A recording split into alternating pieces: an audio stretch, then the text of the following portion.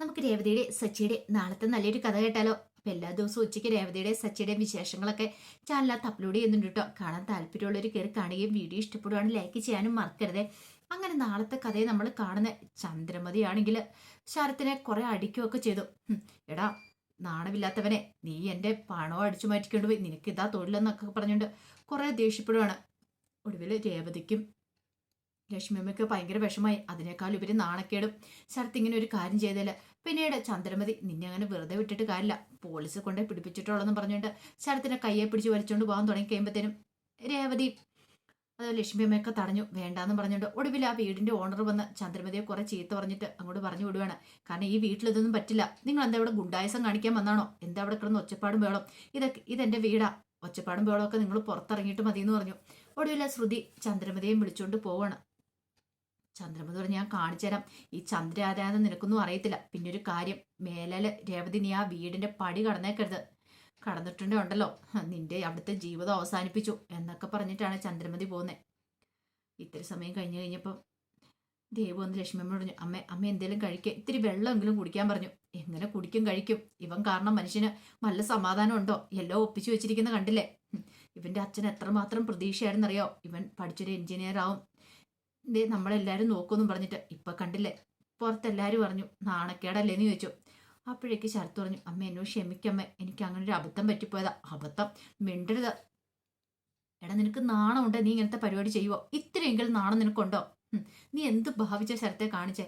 അപ്പോഴേക്കും ശരത്ത് നേരെ രേവതിയുടെ അടുത്തിരുന്നു. രേവതിയുടെ അടുത്ത് എന്നിട്ട് പറഞ്ഞു, ചേച്ചി എന്നോട് ക്ഷമിക്കുക ചേച്ചി, ഞാൻ ആ ദേഷ്യത്തിൽ കാണിച്ചോ? നിനക്ക് എന്ത് ദേഷ്യടാ? അത് പിന്നെ ആന്റണി എനിക്ക് ഇങ്ങനെ ഒരു ഉപദേശം തന്നെ, ആന്റണിയെ പറഞ്ഞ് ഇങ്ങനെ ചെയ്താൽ മതിയെന്ന്. ഞാൻ അപ്പോഴേ നിന്നോട് പറഞ്ഞ ആന്റണിയുടെ ഉള്ള കൂട്ടുകെട്ട് നിന്റെ ശരിയല്ലെന്ന്. നീ അനുസരിച്ചോ? ഇല്ലല്ലോ. എന്നിട്ടിപ്പോ അനുഭവിക്കുന്ന ആരാ? നീ മാത്രമാണ്, എല്ലാരും കൂടെ അല്ലേ? നാട് മുഴുവൻ പാട്ടാവും.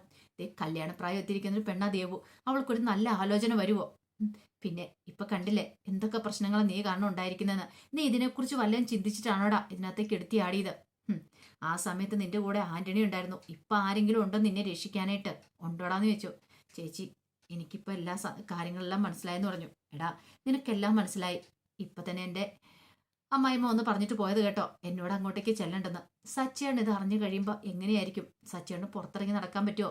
സച്ചേട്ടൻ പിന്നെ എന്നെ ആ വീട്ടിലേക്ക് കൂട്ടിക്കൊണ്ട് പോവോ? ഒരിക്കലുമില്ല. സച്ചേട്ടന് സഹിക്കാൻ പറ്റുന്നതിൽ അപ്പുറമായിരിക്കും. നിന്നെക്കുറിച്ച് ഇങ്ങനെ ഒരു വാർത്ത കേട്ടാ പിന്നെ അദ്ദേഹത്തിന് സഹിക്കാനും പൊറുക്കാനും പറ്റില്ല. ഇപ്പൊ ഞങ്ങൾ ചെയ്തതിന്റെ ഇരട്ടിയായിരിക്കും നിനക്കിട്ട് തരാൻ പോകുന്നേ. അത് കേട്ടപ്പോ ശരത്ത് പറഞ്ഞു, അത് പിന്നെ ഒരു കാര്യം ഉണ്ടെന്ന് പറഞ്ഞു. എന്ത്? സച്ചേട്ടൻ ഈ കാര്യങ്ങളൊക്കെ അറിയാന്ന് പറഞ്ഞു. അറിയാന്നോ? നീ എന്താടാ പറഞ്ഞതെന്ന് ചോദിച്ചു ലക്ഷ്മിയമ്മ ചാടി എഴുന്നേറ്റു. അതെ, സച്ചേട്ടൻ ഈ കാര്യങ്ങളൊക്കെ അറിയാം. സച്ചേട്ടന്റെ ഫോണിനകത്ത് ഇതുണ്ടായിരുന്നു, ഇതുകൊണ്ടാണ് സച്ചേട്ടൻ മുമ്പെന്റെ കൈ ഒടിച്ചതെന്ന് പറഞ്ഞു. കൈ ഒടിച്ചോ? അതെ. പിന്നീട് സച്ചി തന്നെ കാണാൻ വന്നു കാര്യത്തെക്കുറിച്ച് ചോദിച്ചതൊക്കെ പറയണം. ഈ ഒരു കാരണം കൊണ്ടാണ് സച്ചേട്ടൻ എന്റെ കൈ അന്ന് ശരിക്കും ഓടിച്ചത്. പക്ഷെ ഞാൻ നിങ്ങളോട് ആരും ഇതിനെക്കുറിച്ച് പറയാതിരുന്നാന്ന് പറഞ്ഞു. അപ്പോഴേക്കും രേവതിക്ക് വിഷമമായി. എന്റെ ഭഗവാനെ, പാവ സച്ചേട്ടൻ ഇത്രയും വിഷമം മനസ്സിലുള്ളിൽ വെച്ചുകൊണ്ടാണോ നടന്നേ? എത്രയോ വട്ടം ഞാൻ തന്നെ സച്ചേട്ടനെ കുറ്റപ്പെടുത്തി ഇതിന്റെ പേരിൽ. ലക്ഷ്മിയമ്മ പറഞ്ഞു, അതെ ഞാനും കുറെ കുറ്റപ്പെടുത്തി, എന്റെ മോന്റെ കൈ ഒടിച്ചെന്നും പറഞ്ഞ്. പക്ഷെ ഇതാ കാരണം എന്ന് അറിയത്തുണ്ടായിരുന്നില്ല. ആ സമയത്ത് ശരത്ത് പറഞ്ഞു, സച്ചേന്റെ ഫോണിനകത്ത് ഈ വീഡിയോ ഉണ്ടായിരുന്നു. ദേവ് പറഞ്ഞു, ചിലപ്പോൾ ഫോൺ നഷ്ടപ്പെട്ട് കഴിഞ്ഞപ്പോൾ ആരിൽ ലീക്കാക്കിയതായിരിക്കും ഈ വീഡിയോ. അങ്ങനെ വരട്ടെ കാര്യങ്ങളൊക്കെ. എടാ എന്നിട്ട് പോലും നിനക്ക് ഒരു മര്യാദയുണ്ടോ? നീ എന്ത് പരിപാടിയാടാ കാണിച്ചേ? സച്ചേട്ടൻ നിന്റെ കൈ ഒടിച്ചിട്ട് പോലും നീ നേരെയാന്ന് തീരുമാനിച്ചോ എന്ന് ചോദിച്ചു. അപ്പോഴേക്കും ദേവതി പറഞ്ഞു, ശരത്തെ നിന്നെക്കുറിച്ച് ഞാൻ ഇത്രയും പ്രതീക്ഷിച്ചില്ല. പാവ സച്ചേട്ടൻ. നീ ആ ശരിയെന്നും പറഞ്ഞുകൊണ്ട് സച്ചേട്ടനെ കുറെ ഞാൻ വേദനിപ്പിച്ചിട്ടുണ്ട് ആ സമയത്ത്. സച്ചേട്ടൻ ഈ സത്യങ്ങൾ എന്നോട് തുറന്നു പറയാൻ പറ്റില്ലാത്തതുകൊണ്ടാ. ശരത്ത് പറഞ്ഞു, അതെ ചേച്ചിയോട് തുറന്നു പറയാത്തതിന്റെ കാരണമുണ്ട്. നിങ്ങളൊക്കെ വിഷമിക്കുമെന്ന് കരുതിയിട്ട് മാത്രമേ പറയാതിരുന്നേ. ഇതിന്റെ പേരിൽ ചേച്ചിക്ക് ആ കുടുംബത്തിലൊരു പ്രശ്നം ഉണ്ടാകാൻ പാടില്ല എന്ന് കരുതിയിട്ടാ. അപ്പോഴേക്കും ലക്ഷ്മി പറഞ്ഞു, എല്ലാം നശിപ്പിച്ചല്ലോടാ നീ, ഇത്രയും വലിയ കുറ്റം ചെയ്തിട്ടല്ലേടാ നീ എന്നും പറഞ്ഞിട്ട് ലക്ഷ്മിയമ്മ വീണ്ടും അടിക്കുവാണ്. അപ്പോഴേക്കും ശരത്ത് പറഞ്ഞു, അടിക്കല്ലമ്മേ, ഞാൻ തെറ്റ് ചെയ്തു, വേണമെങ്കിൽ ഞാൻ ഇനി അവിടെ പോയി അവരോട് സോറി ചോദിക്കാന്ന് പറഞ്ഞു. ക്ഷമ ചോദിക്കാൻ അങ്ങോട്ട് ചെന്നാലും മതി, നിനക്കിട്ട് വീണ്ടും കിട്ടുമെന്ന് പറഞ്ഞു. ആ സമയം ശരത്ത് പറഞ്ഞു, ആ പൈസ സച്ചേട്ടൻ വാങ്ങിക്കൊണ്ട് പോയി അവിടെ കൊടുക്കുകയും ചെയ്തിട്ടുണ്ടായിരുന്നു. പക്ഷെങ്കിൽ ഈ കാര്യം എന്നോട് ആരോടും പറയണ്ടെന്നും പറഞ്ഞു. കാരണം പറഞ്ഞിട്ടുണ്ടെങ്കിൽ ഇത് കേട്ടപ്പോൾ രേവതിക്ക് ഭയങ്കര വിഷമം. എന്ത് ചെയ്യണമെന്ന് അറിയില്ലാത്തൊരവസ്ഥയിൽ രേവതി ഇരിക്കുവാണ്. ഇതേ സമയത്ത് ചന്ദ്രമതി കട്ടക്കൽബിൽ വീട്ടിലിരിക്കുവാണ്. ശ്രുതിയും രവീന്ദ്രനൊക്കെ ഉണ്ട്, അഴികെ തന്നെയുണ്ട്. അപ്പോഴേക്കും രവീന്ദ്രനോട് ചന്ദ്രമതി പറഞ്ഞു, ഞാൻ അന്നേ പറഞ്ഞ അവളെ ഈ വീട്ടിലേക്ക് കൂട്ടിക്കൊണ്ട് വരണ്ടെന്ന്. ഓഹ്, എന്തൊരു നല്ല സ്വഭാവമാണെന്നും പറഞ്ഞുകൊണ്ട് അവളെ ഈ വീട്ടിലേക്ക് കൂട്ടിക്കൊണ്ട് വന്നേ. രവിയാണല്ലേ ഇപ്പൊ സമാധാനമായല്ലോ. ഇങ്ങനെ ഒരു കുടുംബത്തിൽ നിന്നാണല്ലോ ഒരു പെണ്ണ് ഇങ്ങോട്ടേക്ക് വന്നേ. നാലാൾ അറിഞ്ഞു കഴിയുമ്പോൾ നാളെ തല ഉയർത്തി പിടിച്ച് നടക്കാൻ പറ്റുമോ? പുറത്തിറങ്ങി എങ്ങനെ നടക്കുവാന്ന് പറ. അല്ല, രവിയേട്ടനൊന്നും പ്രശ്നമുള്ള കാര്യമല്ലല്ലോ. രവീന്ദ്രൻ ഒന്നും മിണ്ടാതിരിക്കുക. എന്ത് പറയാനായിട്ടാ? ഞാൻ അവളെക്കുറിച്ച് പലതും പറഞ്ഞപ്പോൾ രവിയേട്ടൻ വിശ്വസിച്ചില്ല. ഇപ്പൊ എങ്ങനെയുണ്ട്? അവളും അവളുടെ അനുജനും എല്ലാവരും ഇതേ കള്ളന്മാരും കൊള്ളക്കാരും എല്ലാം അതുപോലെ ഒരു കുടുംബത്തിൽ നിന്ന് പെണ്ണ് കൊണ്ടുവന്നിരിക്കുന്നത്. രവിയേട്ടൻ സ്വന്തമായിട്ട് കൊണ്ടുവന്ന ആലോചനയല്ലേ എന്നൊക്കെ പറഞ്ഞ് രവീന്ദ്രനെ കുറ്റപ്പെടുത്തുവാണ്. ആ സമയത്ത് സുധിയും കൂടെ അങ്ങോട്ട് വന്നു. സുധി വന്നിട്ട് പറഞ്ഞു, അമ്മേ എനിക്ക് നാണക്കേടാ. ഒന്നുമല്ലേലും സച്ചിയുടെ ഭാര്യയല്ലേ അവള്. അപ്പൊ ഭാര്യയുടെ അനുജനല്ലേ ഈ കാര്യം ചെയ്തിരിക്കുന്നത്. ഒന്നുമല്ലേ ഷോപ്പ് തുറന്നു വെച്ചോണ്ടിരിക്കുന്ന ആളല്ലേ ഞാൻ.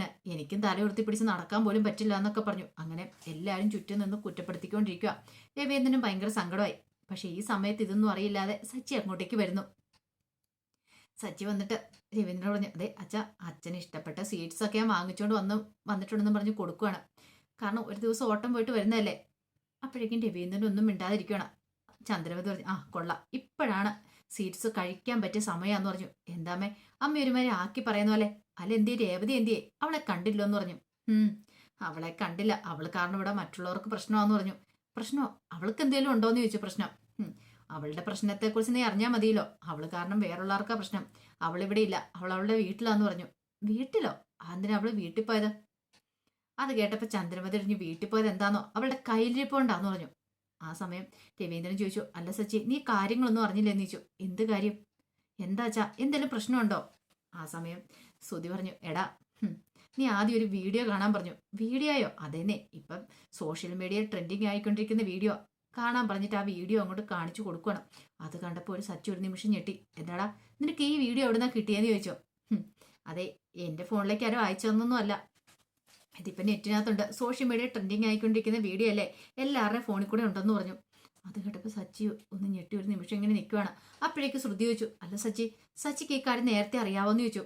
ശ്രുതിക്ക് അറിയാം, കാരണം സച്ചിയുടെ ഫോണിനകത്തുനിന്നാണല്ലോ ശ്രുതി ആ വീഡിയോ അടിച്ചു മാറ്റിയത്. അപ്പോഴേക്ക് സച്ചി ഒന്നും മിണ്ടിയില്ല. രവീന്ദ്രൻ ചോദിച്ചു, എന്താടാ നീ ഒന്നും മിണ്ടാത്തെ, നിനക്ക് ഇതിനെക്കുറിച്ച് അറിയാമായിരുന്നു എന്ന് ചോദിച്ചു. അല്ല അച്ഛാ, അത് പിന്നെ എടാ, നിന്റെ അമ്മ ഇപ്പൊ പറയുന്നതൊക്കെ കേട്ടിട്ട് ഞാൻ തല കുണിച്ചിരിക്കുക. എനിക്ക് നിന്റെ അമ്മയോട് പറയാൻ മറുപടി ഒന്നുമില്ല. കാരണം ഞാനാണല്ലോ രേവതിയുടെ ആലോചന ഇങ്ങോട്ട് കൊണ്ടുവന്നേ. അതിന്റെ പേരിൽ എനിക്ക് തല ഉയർത്താൻ പറ്റാത്തൊരവസ്ഥയിലാണ് ഞാൻ നിൽക്കുന്നത്. ഇതുപോലെ ഞാൻ നാണം കെട്ടിരുന്നിട്ടില്ല എന്ന് പറഞ്ഞ് രവീന്ദ്രൻ അങ്ങോട്ട് എഴുന്നേറ്റ് പോയി. ആ സമയത്ത് ഇടയ്ക്ക് ശ്രുതി കേട്ട് പറഞ്ഞു, എടാ ഇത് കാരണം എനിക്ക് നാണക്കേടാന്ന് പറഞ്ഞു. നീ മിണ്ടരുത്, നീ ചെയ്ത കൊള്ളരുതായ്മകൾ എന്നെ കൊണ്ട് കൂടുതലൊന്നും പറയിപ്പിക്കരുതെന്നും പറഞ്ഞുകൊണ്ട് സച്ചി ദേഷ്യപ്പെടുകയാണ് ശ്രുതിയോട്. നീ എന്താടാ കാണിച്ച? നീ വീട്ടിൽ നിന്ന് പണം അടിച്ചുകൊണ്ട് പോയതല്ലെന്ന് ചോദിച്ചു. ചന്ദ്രമതി പറഞ്ഞു, നീ കൂടുതൽ അവനെ പേടിപ്പിക്കൊന്നും വേണ്ടെന്ന് സച്ചിയോട് പറയണം. പിന്നെ ഒരു കാര്യമുണ്ട്, അവളിനി ഈ വീട്ടിനകത്ത് കാലുകുത്താൻ ഞാൻ സമ്മതിക്കില്ല എന്ന് പറഞ്ഞു. അവിടുന്ന് ഒരുത്തി ഈ വീട്ടിലേക്ക് വരണ്ടാന്ന് പറഞ്ഞു. സച്ചി പറഞ്ഞു, അവിടുന്ന് ഒരുത്തിയും വരുന്നില്ല, പക്ഷെ എൻ്റെ ഭാര്യ വരുമെന്ന് പറഞ്ഞു. അത് കേട്ടപ്പോൾ ചന്ദ്രമതി ഒന്ന് പറഞ്ഞു, അന്നാ ഒന്ന് കണ്ടിട്ട് തന്നെ കാര്യം, അവള് വരുന്ന എനിക്കൊന്ന് കാണണമല്ലോ എന്ന് പറഞ്ഞു. സച്ചി പറഞ്ഞു, എൻ്റെ ഭാര്യയെ ഞാൻ കൂട്ടിക്കൊണ്ട് വരുമെന്ന് പറഞ്ഞ് സച്ചി അങ്ങോട്ട് പോയി. ആ സമയത്ത് ശ്രുതി പറഞ്ഞു, അമ്മേ, അവനിനി പോയി കൂട്ടിക്കൊണ്ട് വരുമോ അവളെ? കൂട്ടിക്കൊണ്ട് ഇങ്ങോട്ടേക്ക് വരട്ടെ, ഈ ചന്ദ്രമതി ആരാന്നറിയാൻ പോകുന്നോളെന്നൊക്കെ പറഞ്ഞു. അതേ സമയത്ത് പോലീസുകാരുടെ ഫോണിനകത്തും ഈ വീഡിയോസും കാര്യങ്ങളും കിട്ടുവാണ്. അവർ നോക്കുവാണ്. എന്നാലും ദേ നമ്മളൊക്കെ ഇവിടെ ഉണ്ടായിട്ട് ഇതേ പട്ടാപ്പകൽ ഒരുത്തരിങ്ങനെ മോഷണ ശ്രമം നടത്തിയിരിക്കുന്നേ. എന്തൊക്കെ മെസ്സേജാണ് വരുന്നതെന്നറിയോ? പോലീസുകാർ എന്തെടുത്തോണ്ടിരിക്കുകയെന്ന്, പാല് കിടന്ന് ഉറങ്ങുവാണെന്നൊക്കെ ചോദിച്ചുകൊണ്ട് ഇതാകപ്പെടെ പ്രശ്നമാണെന്ന് തോന്നേ. മിക്കവാറും ഇതിന്റെ പേരിൽ ഒരു അന്വേഷണം ഉണ്ടാകാൻ ചാൻസ് ഉണ്ടെന്ന് പറഞ്ഞു. അപ്പോഴേക്കാണ് പോലീസ് സ്റ്റേഷനിലേക്ക് ഒരു ഉയർന്ന ഉദ്യോഗസ്ഥൻ വരുന്നത്. അല്ല, കാര്യങ്ങളൊക്കെ നിങ്ങൾ അറിഞ്ഞു കാണുമല്ലോ. ഇപ്പൊ എല്ലാവരും ചർച്ച ചെയ്യുന്ന പട്ടാപ്പകൽ നടന്ന മോഷണത്തെ കുറിച്ചാ. ആ പയ്യനെ നിങ്ങൾ കണ്ടെത്തിയെന്ന് ചോദിച്ചു. ഇല്ല സാറേ, അത് പിന്നെ എടോ ഇങ്ങനെ നോക്കി നിൽക്കാതെ അവനെ പോയി അന്വേഷിച്ച് കണ്ടെത്തി അവനെ അറസ്റ്റ് ചെയ്യാൻ പറഞ്ഞു. അല്ല സാറേ, അത് 3-4 മാസം മുമ്പ് നടന്ന കാര്യമാണ്. ആയിക്കോട്ടെ, അവന്റെ മുഖമൊക്കെ വ്യക്തമായിരുന്നല്ലോ. അതുകൊണ്ട് എത്രയും പെട്ടെന്ന് പോയി തന്നെ കസ്റ്റഡിയിൽ എടുക്കാൻ പറയണം. അവനെ പോലെയുള്ള ക്രിമിനലുകൾ ഇനി ഈ നാടിന് തന്നെ ആപത്താണ്. അതുകൊണ്ട് എത്രയും പെട്ടെന്ന് തന്നെ അവനെ അറസ്റ്റ് ചെയ്യണമെന്നൊക്കെ പറയണം. അപ്പോൾ അതിന്റെ വിശേഷങ്ങളൊക്കെയാണ് നമ്മൾ കാണുന്നത്. ആ വിശേഷങ്ങൾക്കായി നമുക്ക് എല്ലാവർക്കും കാത്തിരിക്കാട്ടോ. ഒരിക്കൽ കൂടി എല്ലാവർക്കും ശുഭദിനം നേർന്നുകൊണ്ട് നിർത്തുന്നു.